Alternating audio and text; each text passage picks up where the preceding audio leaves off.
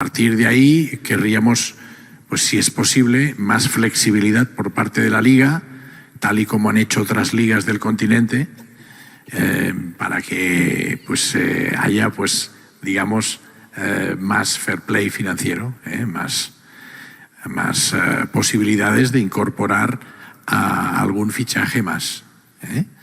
El tema de Leo, insisto, progressa... Doncs ara m'aprofitaré una mica i intentar convèncer el Leo que es quedi, per exemple. Aquestes són coses que s'han de fer, són decisions que estan... Faré tot el que pugui, però bueno, ell ja ho sap. El que faci estarà bé, però nosaltres intentarem doncs, que continuï perquè és el millor jugador de la història i perdona, Leo, que faci referència aquí, però ja saps que et tinc amb molta estima.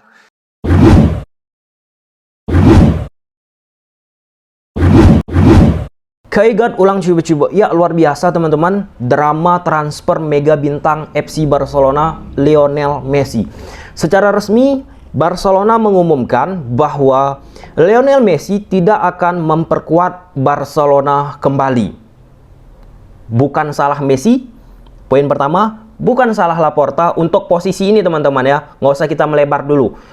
Bukan salah Messi, bukan salah Laporta. Tetapi dalam pemberitahuan Barcelona secara resmi tersebut, poin ketiga, yaitu peraturan La Liga tidak memungkinkan untuk Messi bermain bagi Barcelona. Karena La Liga memiliki aturan limitasi batas gaji pemain.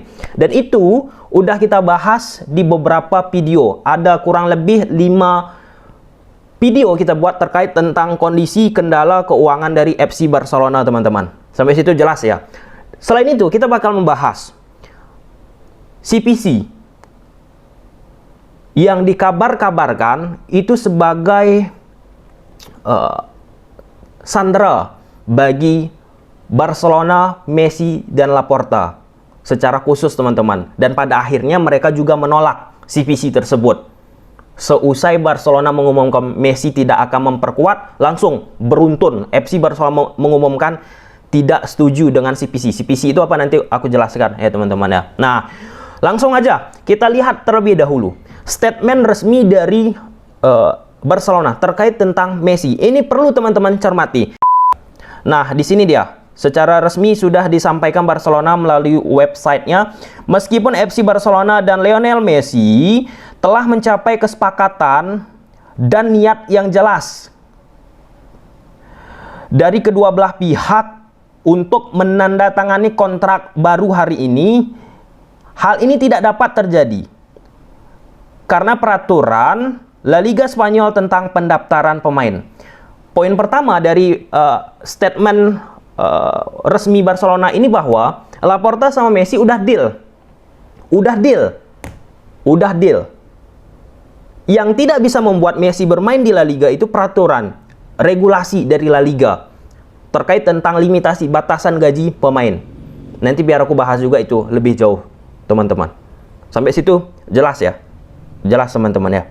Bukan personal ke Messi, bukan Laporta juga. Tapi masalahnya di regulasi. Dan Laporta juga berkali-kali, terakhir kali teman-teman, itu juga udah kita bahas. Pada saat konferensi pers Emerson minta langsung nih, walaupun Emerson yang diperkenalkan, malah Laporta menyindir dalam quote and quote ya, La Liga untuk ayolah fleksibel dari sisi peraturan tersebut. A partir de ahí querríamos, pues si es posible, más flexibilidad por parte de la Liga, tal y como han hecho otras ligas del continente, para que pues haya, pues digamos, más fair play financiero, más posibilidades de incorporar a algún fichaje más. El tema de Leo, insisto, progresa. Nah, kemudian kita lanjut ke poin selanjutnya teman-teman. Akibat situasi ini Messi tidak akan bertahan di Barcelona. Nah, jadi akibat situasi ini Messi tidak akan bertahan di FC Barcelona. Akibat situasi La Liga tidak melonggarkan peraturan teman-teman. Bukan akibat Messi yang tidak mau, bukan akibat Laporta yang tidak mau. Oke.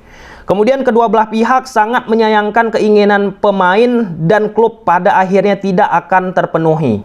Jadi Laporta, Messi sangat menyesali karena kondisi seperti itu, teman-teman. Kemudian FC Barcelona dan dengan sepenuh hati mengucapkan terima kasih kepada pemain atas kontribusinya kepada klub dan untuk kemajuan klub, dan mendoakan terbaik untuk masa depan dalam kehidupan pribadi dan profesionalnya. Nah, jadi cukup menarik ya sebenarnya kalau kita melihat dari sisi pernyataan resmi Barcelona, teman-teman. Karena Barcelona ingin juga Messi ada, Messi juga tetap ingin bersama Barcelona, tapi kendalanya itu di regulasi. Nah, kita bicara tentang regulasi. Ini penting, ini penting. Please jangan skip, please jangan skip. Nanti bisa teman-teman cermati ya. Regulasi ini dibuat jauh-jauh hari, guys. Jauh-jauh hari, bukan di tahun-tahun akhir ini aja, bukan di tahun 2020, bukan di tahun 2019, tapi di tahun 2013. Di tahun 2013, La Liga sepakat bersama tim-tim dari La Liga membuat standar ganda. Cuman ada di La Liga peraturan ganda, teman-teman. Kalau di liga-liga lain financial fair play. Kalau di La Liga ini financial fair play dan financial fair play yang dibuat oleh La Liga. Tujuannya apa? Pada saat 2013 tersebut untuk membuat tim-tim dari La Liga tidak bangkrut. Karena pada masa itu kejadiannya banyak sekali tim-tim dari La Liga bangkrut. Universidad Las Palmas, Leonesa Cultural, dan lain sebagainya. Itu tujuan utamanya, teman-teman. Itu tujuan utamanya. Peraturan itu dibuat mengikat kepada semua tim. Peraturan itu terkait tentang limitasi, batasan gaji pemain. Nah, bagaimana ceritanya? Bagaimana konsep kita tahu ataupun La Liga tahu batasan gaji pemain tersebut?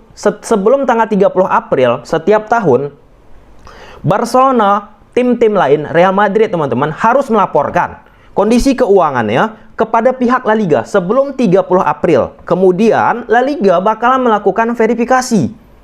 Bagaimana kondisi keuangan Barcelona? Barcelona melaporkan ke La Liga pendapatan mereka, utang mereka, kerugian mereka, dan lain sebagainya.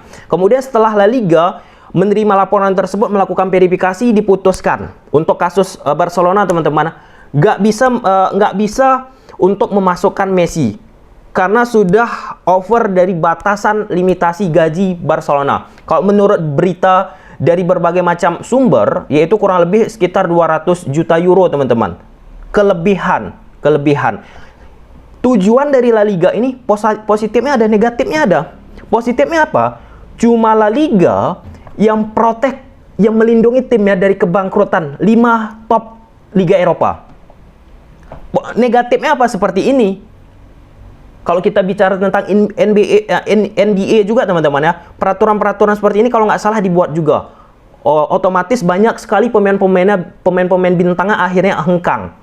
Peraturan-peraturan seperti La Liga ini. Negatifnya ya seperti ini, pemain-pemain bintang bakalan sulit bisa bermain di Barcelona ataupun khususnya La Liga, teman-teman, karena ada limitasi batasan gaji pemain. Positif, negatif. Nah, pada saat itu dibuat peraturan ini, teman-teman, untuk menghindari kebangkrutan dan untuk menghindari seperti liga-liga sekarang yang mulai mengalami krisis, teman-teman, seperti Ligue 1 mengalami kerugian. Dan Italia, teman-teman, mengalami kebangkrutan. Quote and quote ya, sudah banyak pemberitaan seperti itu. Dan itu dihindari. Cuma Barcelona, cuman La Liga membuat peraturan seperti ini, standar ganda. Nah, pada tahun 2013 presiden dari Barcelona siapa? Sandro Rosell. Kemudian diteruskan oleh Bartomeu. Jadi ada kebijakan-kebijakan dari Sandro Rosell juga yang pada saat itu memutuskan oke juga terhadap kondisi ataupun peraturan tersebut. Jadi sebenarnya peraturan ini oke juga bagi Barcelona, tetapi malah apes dalam tanda kutip untuk tahun ini akibat peraturan yang sudah disetujui di tahun 2013. Dilematis memang, tapi seperti itulah, harus suka tidak suka, teman-teman. Nggak mungkin aturan tersebut yang mengikuti Messi, tapi Messi yang harus mengikuti aturan. Barcelona harus mengikuti aturan. Laporta harus mengikuti aturan. Kan sering itu kita dengar, teman-teman, ketika ada sesuatu yang salah, malah aturan yang mengikuti yang salah tersebut. Diubahlah, inilah itulah. Nah, disinilah poinnya Laporta. Karena kan dia pada masa 2013 kan bukan memimpin Barcelona. Oleh sebab itu Laporta berkali-kali minta kepada Tebas, Presiden La Liga teman-teman, untuk dilakukan toleransi, untuk dilakukan fleksibilitas terhadap Barcelona untuk memasukkan pemain-pemain yang mereka miliki. Seperti itu, teman-teman ya. Jelas ya. Di sini sebenarnya Liga ini bagus banget, guys. Bagus banget. Nah, artinya Barcelona di momen-momen tersebut, khususnya di momen ini, memiliki masalah pengelolaan keuangan di masa Sandro Rosell Bartomeu. Suka tidak suka. Kalau misal keuangan Barcelona bagus di masa Sandro Rosell, terkhusus Bartomeu teman-teman, kejadian ini nggak bakal terjadi. Kejadian limitasi batasan pemain teman-teman. Di masa Bartomeu, jor-joran Barcelona, beli ini, beli ini, beli ini, beli ini, beli ini. Padahal pemainnya juga kadang pun nggak dimainkan. Kadang pun beli nggak dimainkan, cuma satu kali dijual lagi. Seperti Fernandes teman-teman, Matheus Fernandes. Seperti itu teman-teman. Ada andil besar dari Bartomeu, CS dan kawan-kawan. Nah, ketika Laporta memimpin, seolah-olah Laporta menyalahkan dari seolah-olah banyak orang juga menyalahkan Laporta. Tetapi kita nggak melihat ke belakang, hanya melihat momen sekarang. Oke ya, oke teman-teman ya. Kemudian ini sebenarnya cukup kecewa teman-teman. Kenapa cukup kecewa? Orang-orang sebagai sosio FC Barcelona pada saat pemilihan presiden kampanye itu dia Laporta guys bicara dia. Pada saat kampanye, proyek pertama dari Laporta ini mempertahankan Messi semaksimal mungkin, seupaya mungkin, sekuat tenaga mungkin teman-teman. Itu proyeknya. Itu visi misinya, itu janjinya lah, janji kampanye teman-teman, bahasa sederhananya. Hei, pilih aku, Messi bakal bertahan. Nah, pasti ada implikasinya bagi Laporta teman-teman, terhadap tingkat kepercayaan sosio kepada Laporta itu sendiri. Karena untuk sementara ataupun fix ya belum tahu lah, kita belum tahu ya. Untuk sementara Laporta mengingkari janjinya, mengingkari janji kampanyenya, mengingkari sosio-sosio yang memilihnya. Jelas ya, sampai situ guys ya. Jelas dia mengingkari guys, karena janjinya itu mempertahankan Messi. Victor pun janjinya itu sapi. Nah, di situ konteksnya guys. Di situ ya. Oke. Sampai sini clear ya kalau masalah tentang transfer dari Lionel Messi teman-teman. Oke, kita masuk ke CVC teman-teman. CVC ini apa? CVC ini merupakan perusahaan ekuitas investasi swasta teman-teman ya. Yang kabarnya bakalan memberikan suntikan dana 2.700 juta euro kepada La Liga dalam tempo 40 tahun ataupun 50 tahun ke depan terkait tentang hak audio visual. Nah, ini kita bicara tentang penyanderaan. Nah, jadi beberapa waktu yang lalu teman-teman, La Liga bersama CVC, Capital Partner teman-teman, melakukan kerjasama, menjalin kerjasama selama 40 tahun ataupun 50 tahun ke depan, hampir setengah abad ya, gila juga. Melakukan kerjasama dengan dana suntikan dana 2.700 juta euro. Tanpa ada pembicaraan terhadap Barcelona dan Real Madrid, terkhusus dua tim besar tersebut. Dan itu juga udah mereka konfirmasi ya melalui media mereka sendiri, udah resmi menolak CVC. Itu pertama, tanpa ada komunikasi. Tebas ya Presiden La Liga, tebas. Kedua, CVC ini secara bisnis tidak menguntungkan bagi dua tim besar ini, Barcelona dan Real Madrid. Tidak menguntungkannya itu apa? CVC ini mengelola hak intelektual, hak audio visual selama 40 tahun ke depan. Yang dimana tidak ada orang yang bisa menjamin ke depannya baik Barcelona Real Madrid ini bakalan sukses. Tidak ada bisa menjamin, ataupun tidak ada yang bisa menjamin pemain-pemain Barcelona ataupun Real Madrid ini bakalan berkualitas. Ataupun tidak ada bisa menjamin 1, 2, 3, 4, 5 tahun ke depan, 5 tahun ke depan, harga hak siar ini apakah layak dengan 2.700 juta euro ataukah tidak? Sampai situ jelas ya guys ya. Memang benar, CPC ini ketika menjalin kerjasama dengan La Liga bakal memberikan suntikan dana ke Barcelona, Real Madrid, dan lain sebagainya. Nah, kelihatannya hanya jangka pendek. Untuk awal-awal aja guys, disuntik dana itu kelihatannya cuma untuk awal-awal aja bagusnya. Tapi untuk jangka depan itu sangat merugikan. Kenapa? Kita bicara tentang hak siar tadi yang dikelola oleh CPC. Karena salah satu faktor faktor yang diambil oleh CPC ini terkait tentang audio visual tadi ya, teman-teman ya. Karena apa? Bisa aja ketika 5 tahun ke depan Barcelona tanpa CPC dari sisi hak siar lebih banyak menghasilkan uang daripada yang dihasilkan, daripada yang dia dapat sekarang ini. Makanya itu pertimbangan-pertimbangan yang diambil oleh Barcelona ataupun Real Madrid. Oke ya, clear di situ guys ya. Barcelona juga menentang CPC, Real Madrid juga menentang CPC. Nah, jadi pertanyaannya, kenapa ya Tebas Presiden La Liga tidak memberikan informasi, mengajak diskusi terhadap CPC ini? Ada alasannya guys, ada alasannya agar keputusan ini sepihak ya, agar Real Madrid sama Barcelona tidak jadi ke Super League. Main sandera-sanderaan. Jadi sederhana gini, hey Barcelona, nah ikut kamu CPC. Ikut CPC, tanda tangani, tapi jangan ikut Super League ya. Kurang lebih seperti itu bahasa sederhana teman-teman. Jelas ya sampai situ ya. Saling sandera menyandera teman-teman. Nah, ada katanya juga lagi nih, Barcelona pun akhirnya menyandera La Liga ataupun Tebas teman-teman. Ya udahlah, biar aja Messi pergilah, nggak usah aku dapat CPC lah. Karena aku ada proyek Super League lah, inilah itulah. Saling menyandera.